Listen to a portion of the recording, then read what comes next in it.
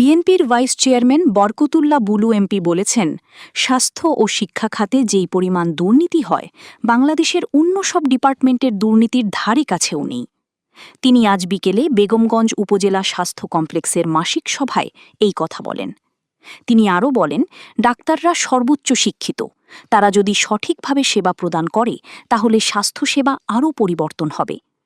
এ সময় উপস্থিত ছিলেন বেগমগঞ্জ উপজেলা নির্বাহী কর্মকর্তা কাইসুর রহমান, জেলা বিএনপির সাবেক সদস্য শামীমা বরকত লাকি, উপজেলা স্বাস্থ্য কর্মকর্তা ডাক্তার হাসান খায়ের চৌধুরী, বেগমগঞ্জ উপজেলা বিএনপির আহ্বায়ক কামাখ্যা চন্দ্র দাস, চৌমুহনী পৌর বিএনপির আহ্বায়ক জহিরুদ্দিন হারুন, উপজেলা বিএনপির সদস্য সচিব মাহফুজুল হক আবেদ, ড্যাবের সাধারণ সম্পাদক ডাক্তার মনোয়ার হোসেন তালুকদার।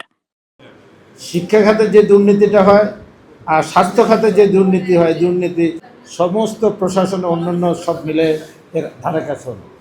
অতএব আমরা সর্বোচ্চ শিক্ষিত লোকেরাই শিক্ষা খাতে আছেন আর সর্বোচ্চ শিক্ষিতরাই ডাক্তারের পেশায় আছেন।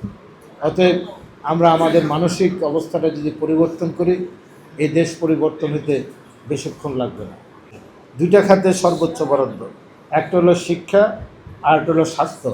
এই দুই খাতে বাংলাদেশে যা দুর্নীতি হয়, সব ডিপার্টমেন্ট, পুলিশে বলে আর কি দুর্নীতি করে।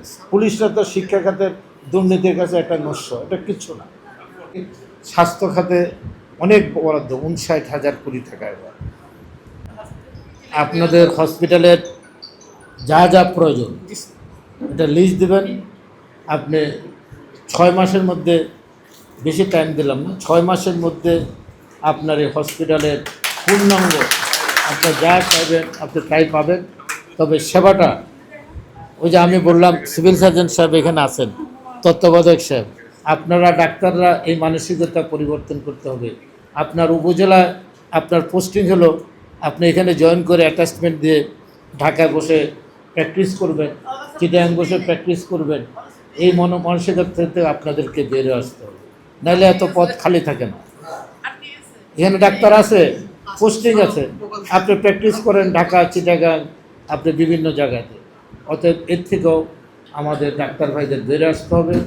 এবং এর জন্যই আইনও একটা হচ্ছে, আপনি পাশ করার পরে আপনার ইউনিয়নে, উপজেলায় মিনিমাম 2 বছর আপনাকে চাকরি করতে হবে।